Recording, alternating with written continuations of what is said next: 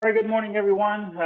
We're going to get started in just a few minutes. Got several people still bouncing in, so just want to make sure that we give everybody a chance to get in. So just hang with me for a second, and we'll get started in a few minutes.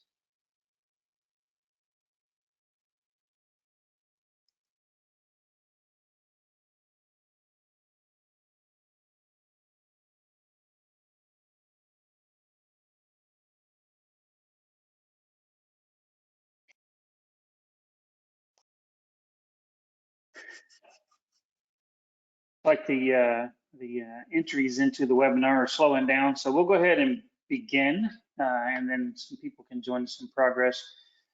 Thank you all for joining us today. We're gonna continue our Back to the Basics series. Last time we talked about prospecting.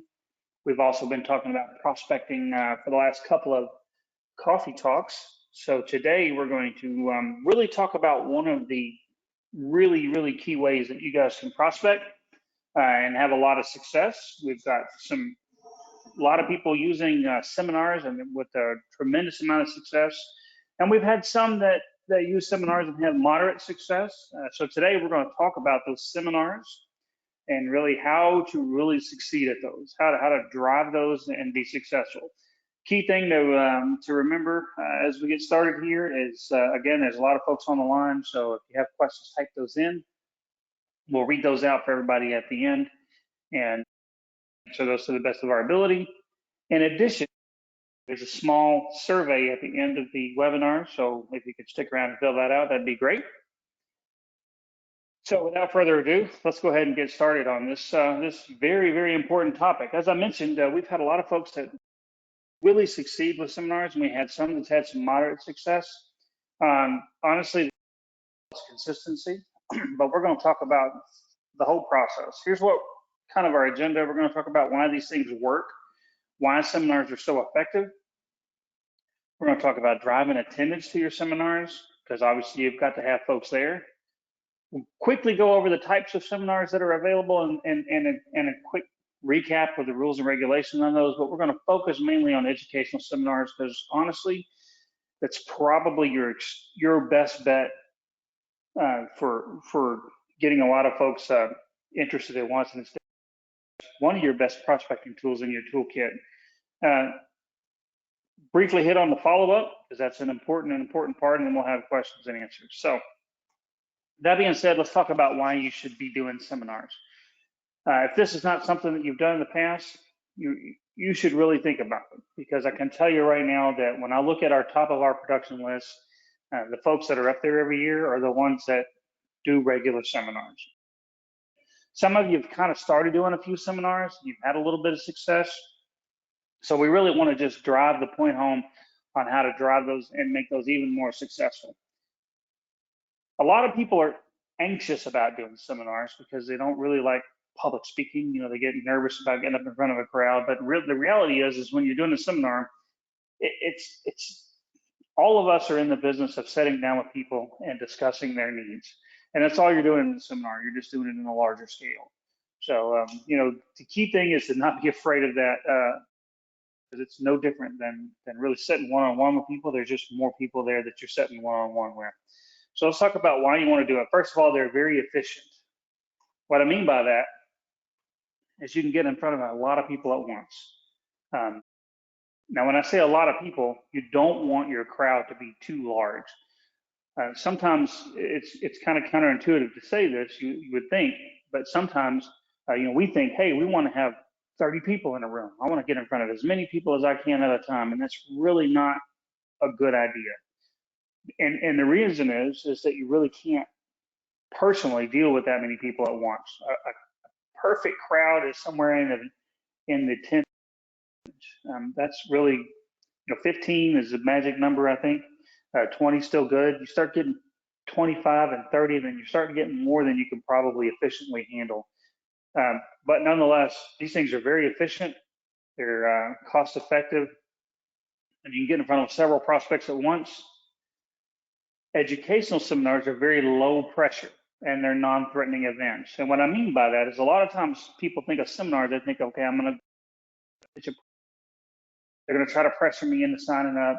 They're going to try to pressure me into selling, into buying a product that I don't know if I want yet because I really just want to learn about it. Well, an educational seminar, you're not selling at the event.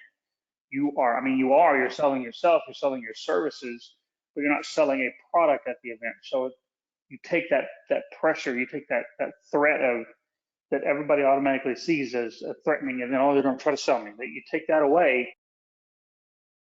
So educational events are low pressure, they're non-threatening events, they're a very efficient way to get in front of several people at once. Just remember, wants information.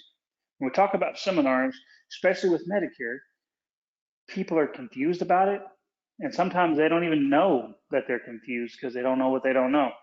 So everybody wants information, but no one wants to be sold. So the key thing about seminars, like I said, do that educational seminar, non-threatening. It's not a selling environment. You take all that pressure off.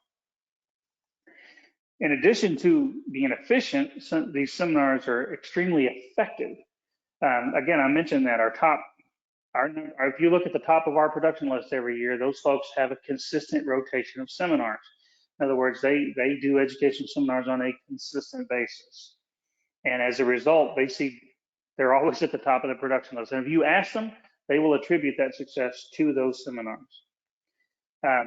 It gives you an opportunity to establish that trust. This is another reason it's effective. If you're doing the seminar properly and you're doing an education and you're presenting yourself well and you're being knowledgeable about your information, then you're building a trust with your prospect before you ever get to that one-on-one appointment. Because we all know when you're in that house, that's the key thing, right? You got to build that trust. You got to get through that wall that they put up.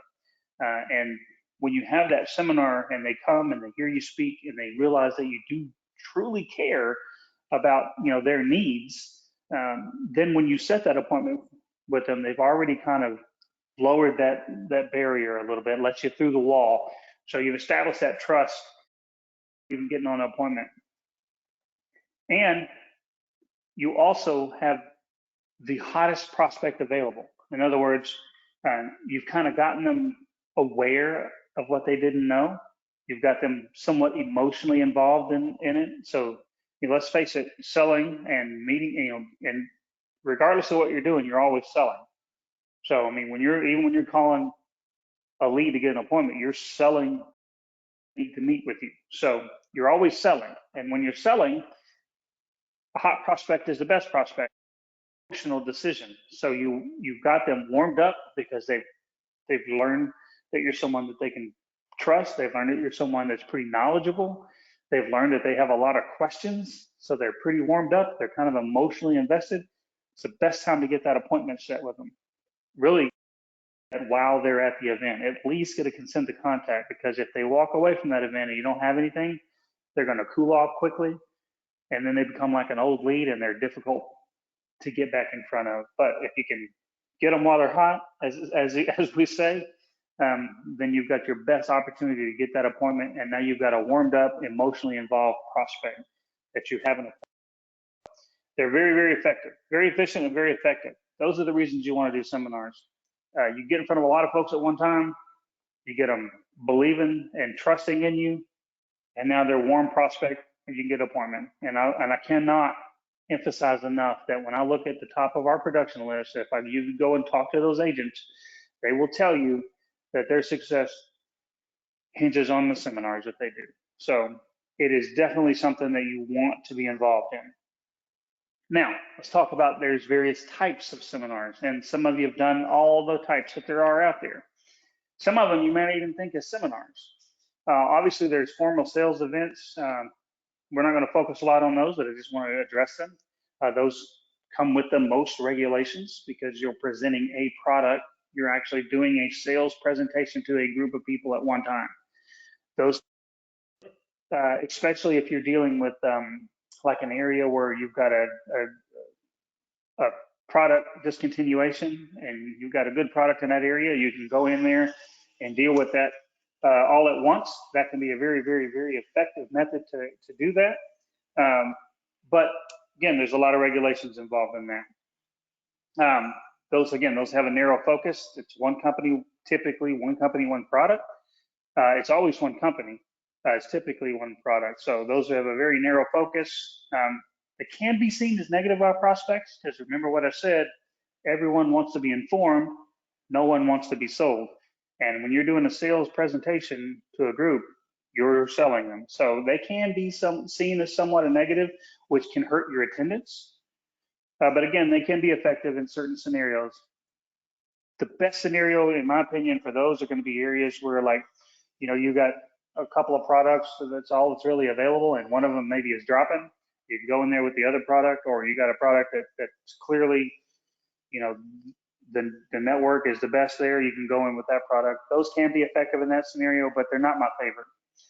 Informal sales events. Okay, these, I put the compliance risk here as a bullet point, because informal sales events can get you in trouble if you're not very, very, very careful. Because an informal sales event, it's still a sales event.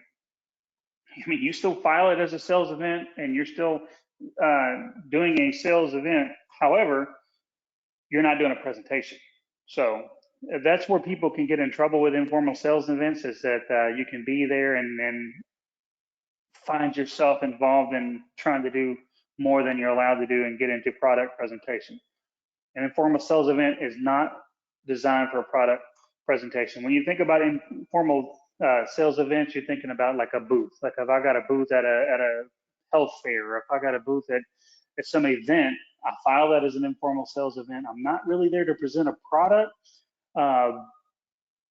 but I could get into a product discussion if I needed to, if someone asked me about it, kind of thing. So but again, those are probably very, very uncommon in today's world, because of the educational events, I think, are way more effective. But they are good in scenarios like where you have the booth at a trade show or a county fair or something of that nature. That can be effective there. They used to be a lot more important to us until the rules on the educational events changed. But now that the rules on educational events have changed, I think that you're better off on educational events, informal sales events. So educational events is simply, there's a lot less regulation, because you're not filing it as a sales event, you're not presenting a product, you're not really doing any selling, you're just educating. Actually, you're required to just educate. You got a wide focus. Again, there's no carriers, there's no products, it's just an education. And you get your highest attendance of that, because people want to be informed, but they don't want to be sold. So those are the types of events, and obviously they're very non-threatening because you're not selling. So let's talk real quickly about the rules on them, and then I'm going to focus a lot on educational events. So here are your rules for formal sales events. Obviously, this is things you can or cannot do. You can set appointments and collect the scope of appointments. You can provide snacks, but you cannot do meals at a formal sales event. You must adhere to all the cancellation and change procedures, and you guys do your AHIP every year, so you know how that works, because that's always a question on there, that if you file an event and it gets within 7 days, you can't really cancel it, or unless it's a kind of an emergency or a weather-related issue, and then you have to, someone has to be present. And so for all the rules on that, if you want to know more about that, I can get you all the rules on that. You do file those as a sales event with CMS, so they have to be filed, and there is a time limit that has to happen. And then also, when you're doing a formal sales event, so if I'm filing, let's say, XYZ company, and I'm gonna do a sales event with XYZ company, at that event, I can only talk about the stuff that I advertised the event for. In other words, I can only talk about XYZ company. I can't drift off into another product. So if I happen to have a prospect there who doesn't fit the product I'm talking about, I can't address that product with that prospect. I really can't even tell them, hey, I've got something else I can help you with, and we can set an appointment to talk about that, because again, that event was filed on behalf of the product or carrier that you're presenting for. So you can only address the things within that. You can make your business card passively available. What that means is you can't have them pre-positioned. You can't force people to take them, but you can have them available, like in a table in the back of the room, or if they ask for them or whatever, but you can't just like pre-position them. Obviously, you can distribute consent to contact forms. So those are kind of some basics. There's a lot more to it than that. And you guys, when you do events, these carriers make you do these events-based training, and you can see that stuff in there. Informal sales events, really kind of the same rules. There's a couple of differences. You can set appointments, collect SOAs. You can do snacks, can't do meals. You have to adhere to all the cancellation, event change rules.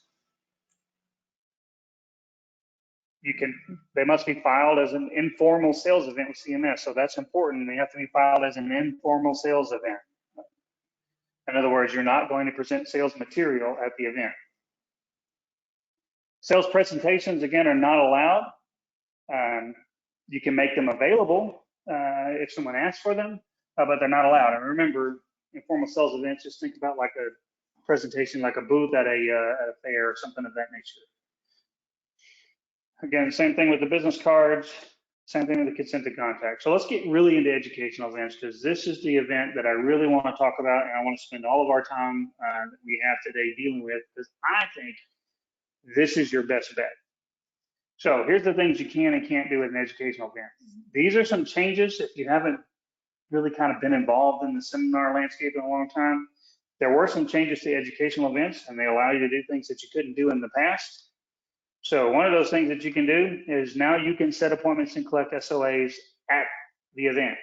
In the past, you couldn't do that. That's been a new rule for the last couple of years. To me, this is one of the big things that kind of makes an informal sales event unnecessary. As long as we have these rules on educational events, this is the event you ought to be doing.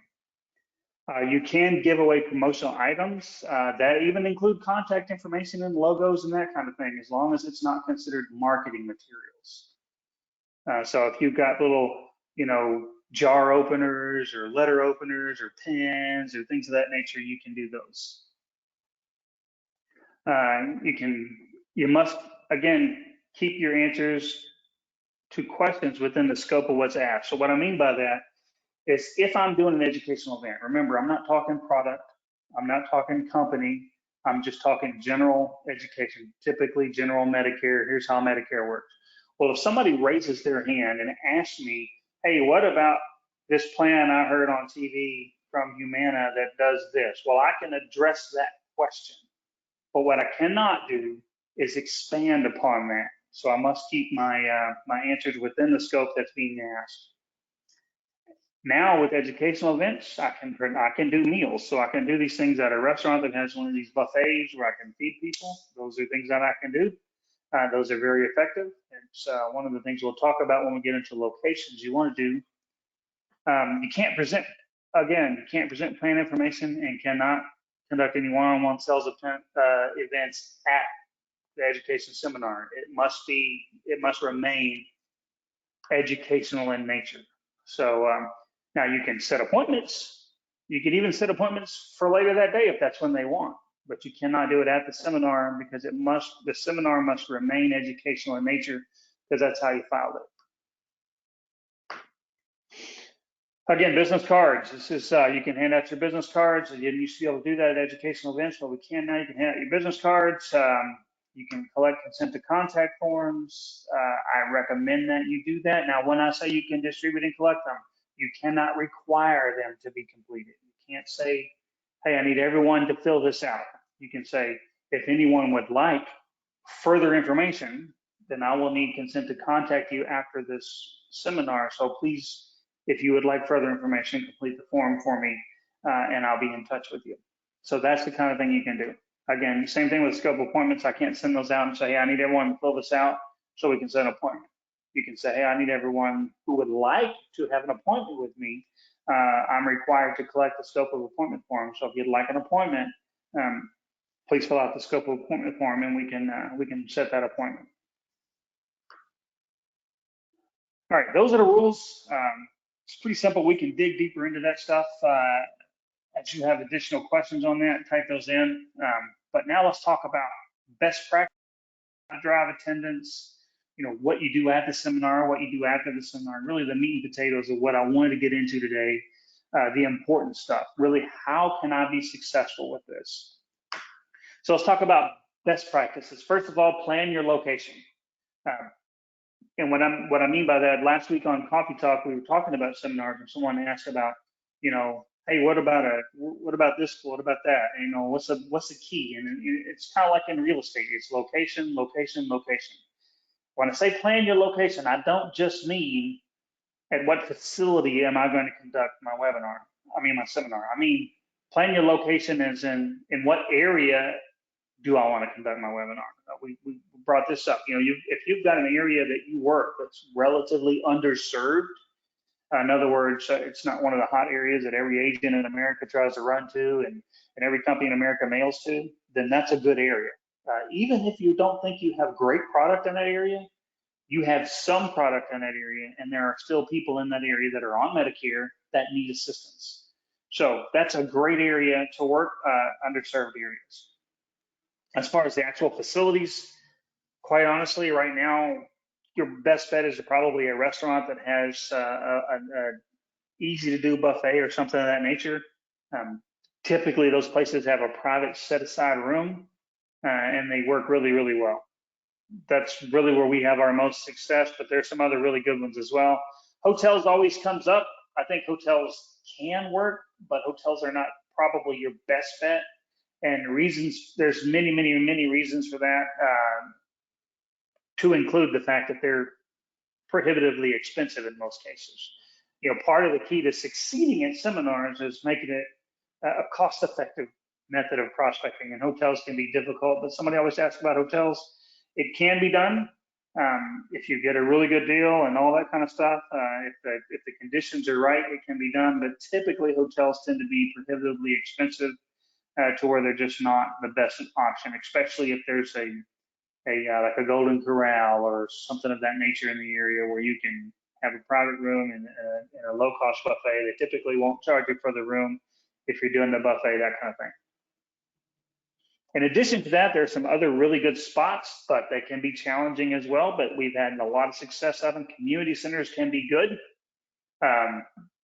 There's some keys to using community centers. Part of the key is it's got to be good central located. It's got to have good parking. You typically want a community center that's fairly active so that people are there. And then you want to get those folks that are administering that community center on your side, helping you out with attendance. If you can do those things, community centers can be very good. This is one that folks don't often think of. Churches can be very, very good. A lot of churches, especially bigger churches, will have small groups within the church.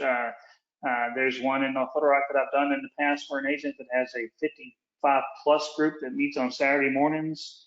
And this agent had gotten on their docket, and we did a Medicare seminar there, and she had really good results with it.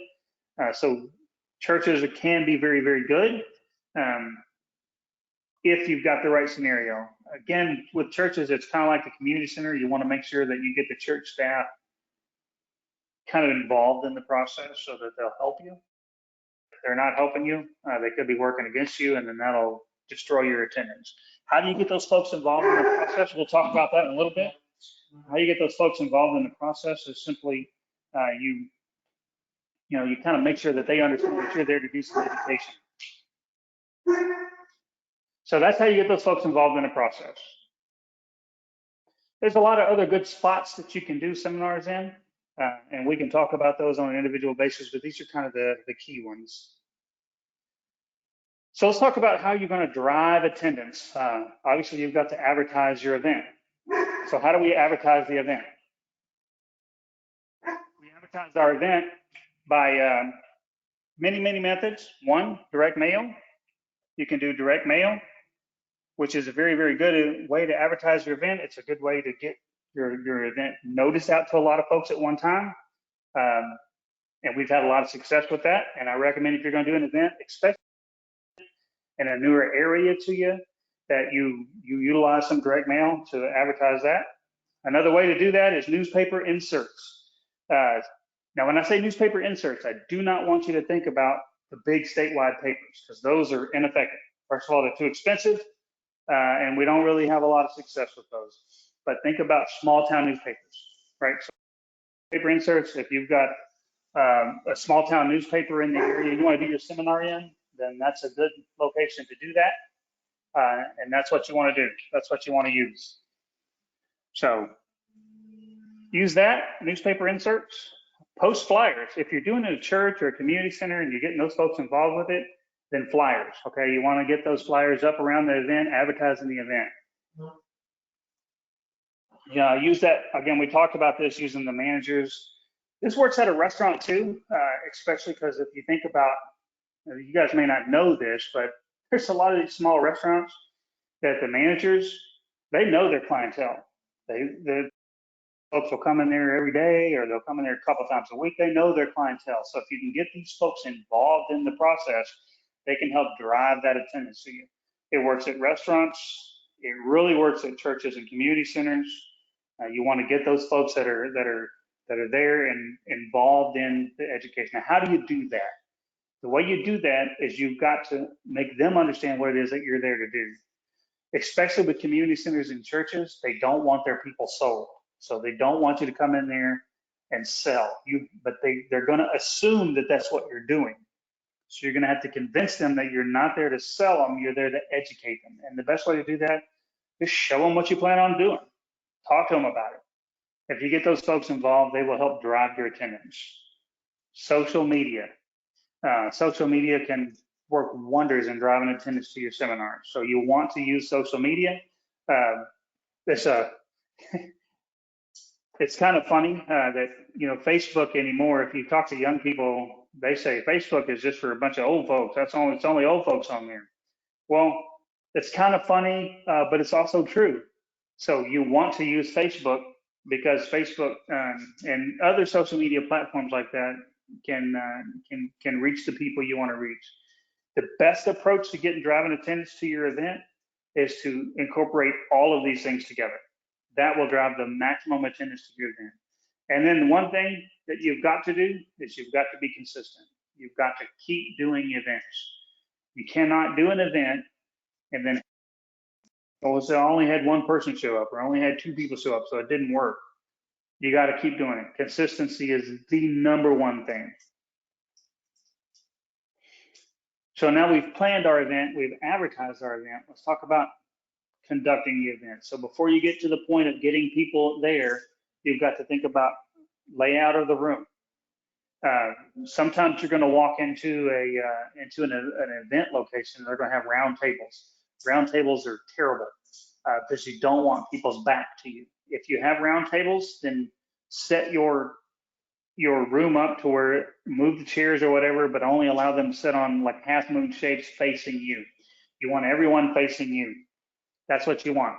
So classroom style is the best, but if you can't do it, what I mean by classroom styles, I mean like tables that are like rectangular in nature, where you can put everybody on one side facing you. If you can do that, that's the best. If you can't do that, then use the round tables and do a half moon shape if necessary. Audio equipment. This is not something that's necessary, but it's something I would recommend you looking into. And the reason that is think about what we're dealing with here, okay? We're dealing with a room. Sometimes you're going to end up in a room and there might be 20 to 25 people in there. That's an ideal, but sometimes that's going to be the case, especially in today's world where we're getting in our rooms and we're being socially distanced. So we're got spread out in the room.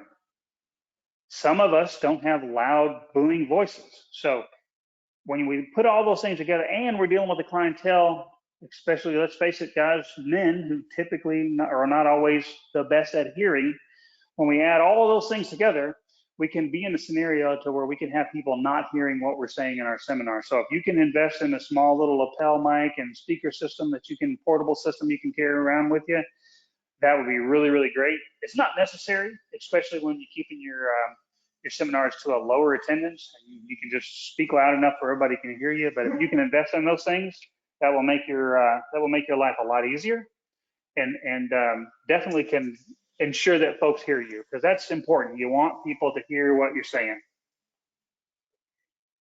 Have good presentation equipment. Again, not necessary, but something you want to have on hand just in case. And a good projector and a good screen. You're not going to use it every time, but you're going to use it sometimes, and it's always better to have those things than not have them. So think about having those. We're going to talk about a method of doing presentations where you don't actually need anything. You can do it anywhere without any equipment. and it's effective, but sometimes you may find yourself needing to project it, especially if you end up in one of those bigger rooms. Even our Medicare planning guide, which I feel like is a good method for doing an education. If you got a room, maybe it's not an ideal situation where you can actually just pull that up and share it on the screen, on a big screen where people can see what it is that you're walking through. That would be helpful. You're not going to use that every time, but it's always good to have it when you do need it. So that's the layout of the room. Let's talk about conducting the presentation itself. Step number one, and it's the most key thing you can do, is you've got to introduce yourself. And really, this is before you even get to the presentation. As people are showing up at the room, if you and whoever you have there helping you, you've got to be a friendly, welcoming, inviting, help them find their seats, make sure they've got pens, all that kind of stuff. Those are all interactions you're having with them prior to the event. Those are very, very, very important. The worst thing that you can do is just kind of sit over in the corner and let people show up and then just get up and start talking to them. It seems very impersonal that way. You want to make sure you're welcoming people as they come. And then if you have anybody that's helping you there with you, they need to be engaging and welcoming and that kind of thing. So introduce yourself. And then once you get in front of the crowd, introduce yourself again. Tell them who you are, what you do. Talk briefly about your credentials. And when I mean your credentials, I don't mean bore them to tears with all your certifications. Okay, that's not what I mean. What I mean by that is, hey, look, my name is Billy Drennan. I've been doing this for 26 years. I specialize in Medicare. I've helped a lot of folks. That kind of thing. You want to really let them know that you're here to talk to them about something you know about deeply, and you really want it to come through that you care passionately about this subject. That's going to get people to listen. So introduce yourself, take some time to do that part. Use a generic presentation on the material you're gonna address. If you're doing a Medicare education presentation, then use a very generic form.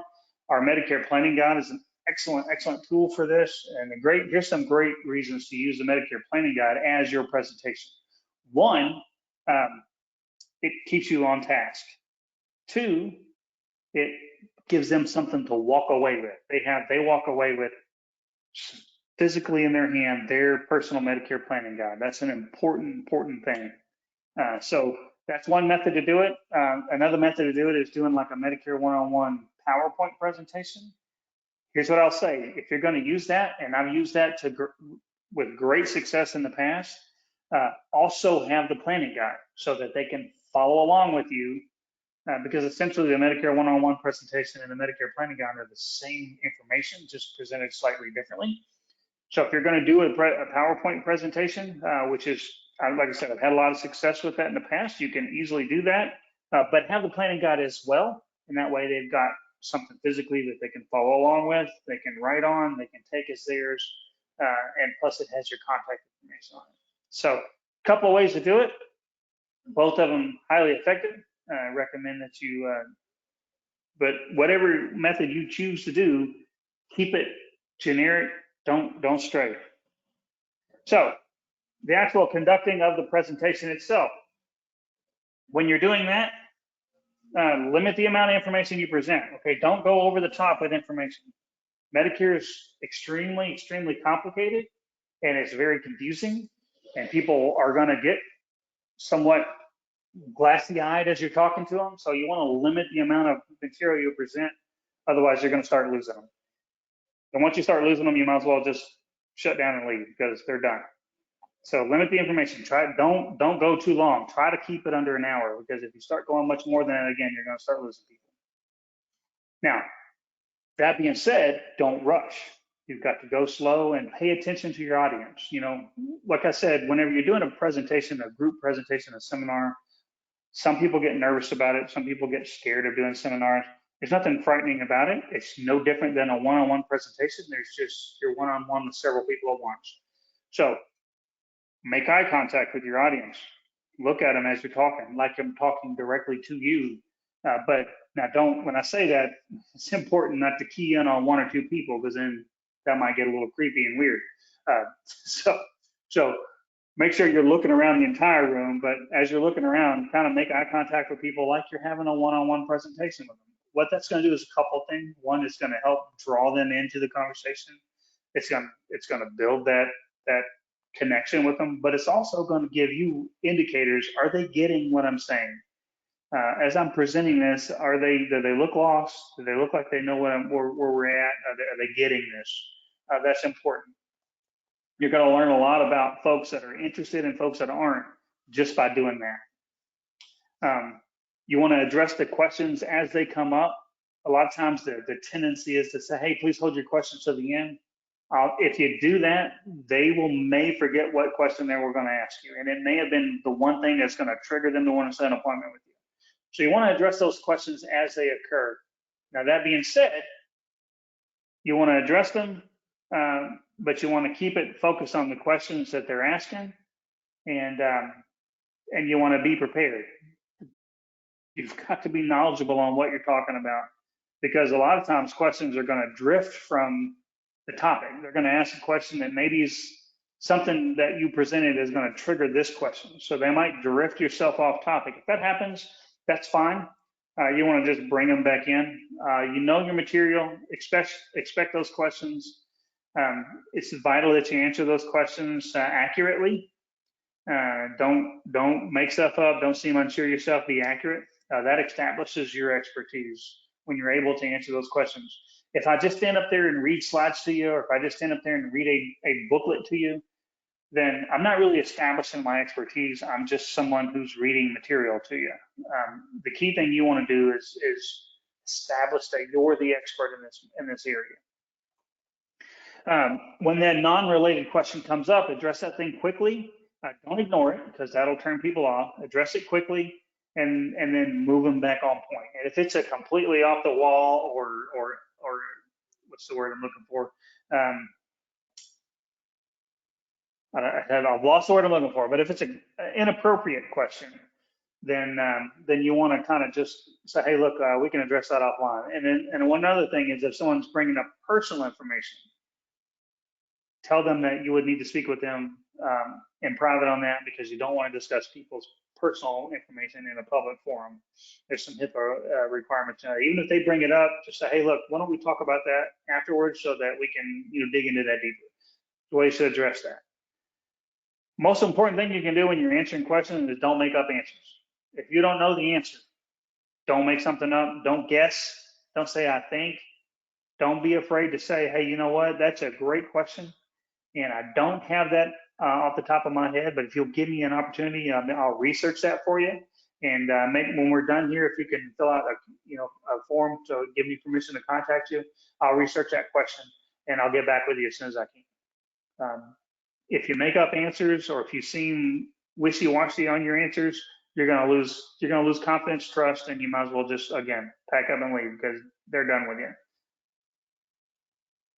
Those are really the key things that conduct in the presentation. Again, the big thing is most people are afraid to stand up in front of a crowd and talk, and there's no reason to. You've got to be confident, and the way that you do that, the way you're confident, is you're knowledgeable on what you're talking about. If you're knowledgeable on your subject, then you're going to be confident when you're presenting your material. And again, remember, it's not that big of a deal. It's no different than a one-on-one. It's just one-on-one with several people at once. We're all in the business of meeting one-on-one with people. So, and these things that I'm talking about, they work in a scenario where you're doing a virtual presentation as well. So during the COVID environment, a lot of people try to do virtual seminars. All of this same stuff applies. The difference is virtual seminars, they're a little tougher to get attendance at.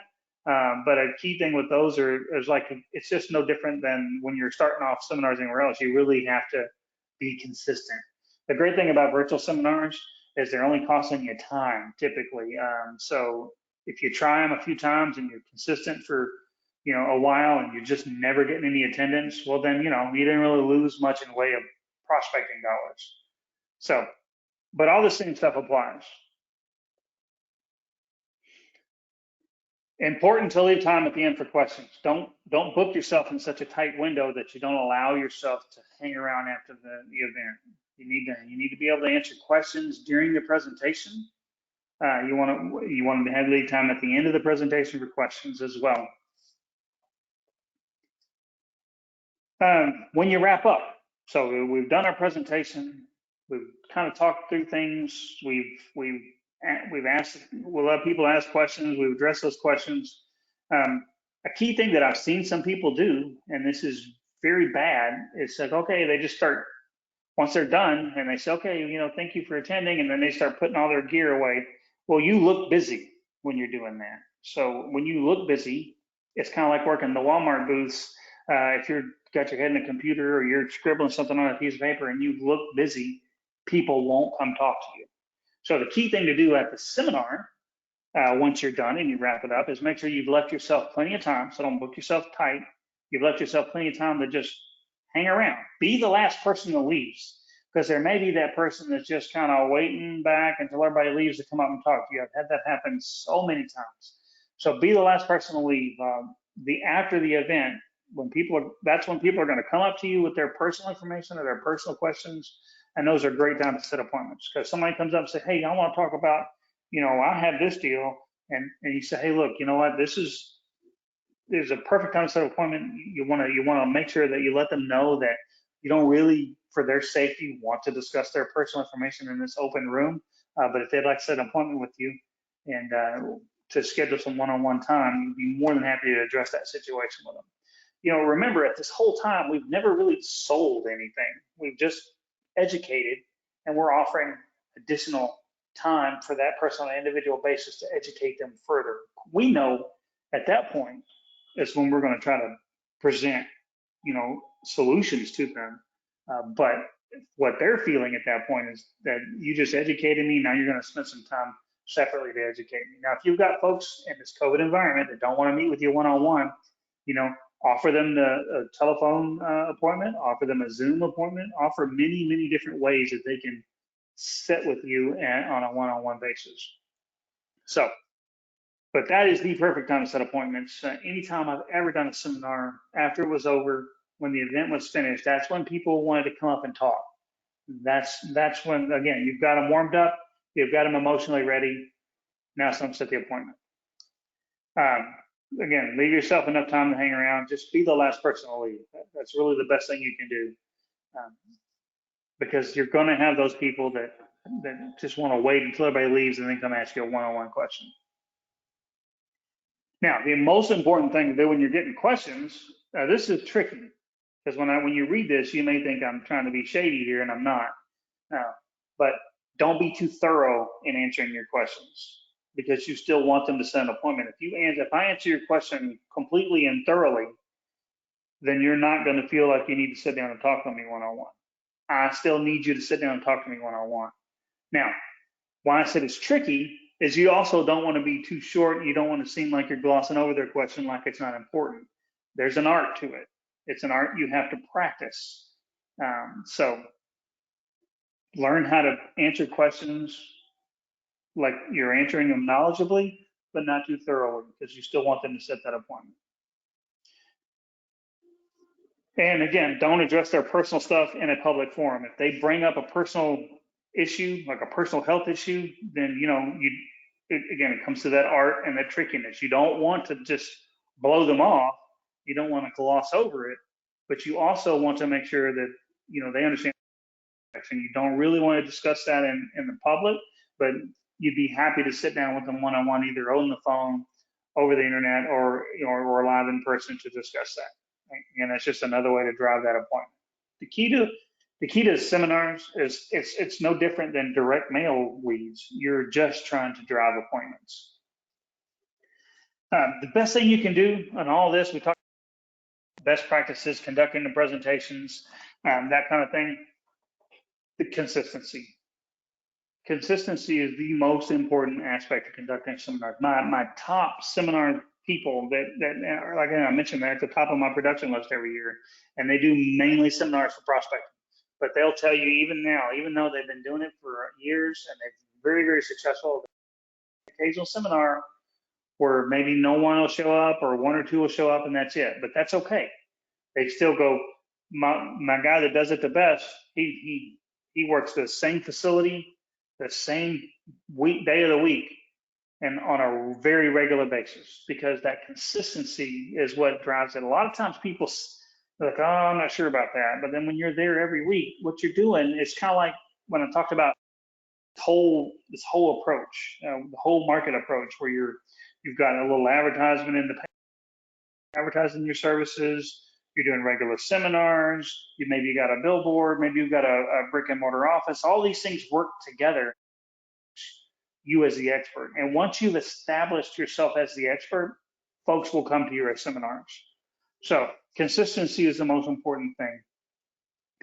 Really, three things I can tell you about conducting the seminar and being very, very successful. Obviously, consistency. That's secondly, and we talked about it earlier, is make sure that you're approachable, you're inviting when people show up, that you're making you're being friendly, talking to everybody as they come in. But the other thing, and this is very, very, very important, especially if you're relatively new to presenting in public, in a seminar forum or even on a webinar or anything of that nature, practice. And what I mean by practice, I mean find someone relative and present your event to them. And you want to make sure that you find that person that's going to be honest with you. You don't want someone to say, oh, you're so great, you're going to kill it, you're awesome. And I say you don't want that because you may think, no, I want to hear that. That means I'm doing good. No matter how good your presentation is, there's little things you can improve. So you want that person that's going to be honest with you and practice it with them. The practice is going to do a couple things for you. One, it's going to help you kind of go through your material a couple times prior to the event so that you're comfortable with presenting the material, because that's very important. The second thing it's going to do for you is it's going to prepare you for some of those off the wall questions that pop up. And what I mean by that is when you're doing this practice run with someone, they're going to ask some questions because they don't know anything any more about Medicare than the people you're going to present to. So they're going to ask questions. What you'll find is a lot of times some of those questions are the same ones that pop up when you do the live seminar. So the practicing helps you become more smooth. And when I say smooth, I'm not trying to make you sound like a smooth salesperson, because a little bit of messing up and that kind of thing makes you human. You want some of that, but you also want to make sure that you're comfortable in what you're presenting. So that practice helps that. It also helps prepare you for some questions. So really practice it, be friendly when they show up, and then just consistently do seminars. I cannot stress how important that is. We've gotten through the seminar process now, and so there's some after event things that you need to do. We talked about hanging around the event, be the last one to leave. That's super, super important. But not everyone who's there is going to set an appointment with you on the spot. Now, ideally, you want everyone there to fill out a consent to contact form. All of the ones that do that, you've got to follow up with them. You've got to follow up with them. While you're at the event, you want to collect as many SOAs as you can and set those appointments right then at the event location. Because again, at that point, they're the warmest they're going to be, and they're the most emotionally involved that they're going to be. So that is the best time to get them. Some of them are going to leave a consent to contact, and you've got to follow up with them. And if you do that, you've got to do that quickly. You cannot let them get cold. You can't make it be a week, 2 weeks, 3 weeks later. It's too late. This, again, it's kind of like the direct mail leads. The closer to the event that you get back in touch with them, the better, because that's when they're, again, warmed up and emotionally involved. If you let this thing stretch out, they're going to get cold, and they're going to be very, very, very tough to get back in front of. Again, once you got that, then you just do the appointments, close the deals, just like you always do. And then the best thing you can do is plan more, plan more, plan more, because consistency is the key to success in this game. You can stand up there and not be a very smooth presenter. You can stand up there and be kind of monotone and not being a very exciting presenter. You can have material that's okay, but not great. But if you just keep doing it, you're going to fumble into some success. But what you're going to do if you keep doing it is you're going to get better at presenting. You're going to get better. Your materials are going to get better, and you're going to have more success. I can tell you, proof is in the pudding. we've had people that got into Medicare, not knowing anything about Medicare, begin doing seminars at the top of our production list, and they will attribute their success to seminars. It's that strong of a lead generation option. And it's very, very, very, very, very cost effective. What I mean by that is, you get 10, 15, 20 people in the room at $10, $12 a piece on a or $15, whatever it is, on a buffet. You've gotten in front of a lot of prospects for not a lot of money. You got in front of a lot of prospects for not a lot of money. Now, the rumors are out there floating around. I've had some people bring it up. Hey, what if they take away my ability to feed them for an educational seminar? Well, you can always do the snacks, and those can still be effective. Actually, back in the day when we couldn't do meals, I would still do a restaurant. I've done a Golden Corral at 2 p.m. with coffee and just a dessert, and it's been very successful. So those are things you can do, but very, very cost-effective prospecting method. Again, once we're done here, there'll be a small survey at the end, so please fill that out. If you're interested in more seminar, learning more, doing seminars, getting involved in this prospecting method, let us know so we can help you. We've got a pretty good system, and we can help you learn that system and succeed at this. So now that's kind of the material I got. It was kind of quick, fast, and furious, but it's hard to keep everything in an hour sometimes. But we now have time for questions. So if you've got some questions, please ask those now, and we will answer those out for everybody. If you don't have questions, then please fill out the survey. And right now I don't see any questions. So either I presented everything excellently, or I was bored you to tears and you didn't have any questions. So hopefully it wasn't the latter. But so I don't see any questions. So again, please fill out that survey for us. Reach out to us at the office if you want some more information, or if you want to get involved in this process. Thank you very much for joining us.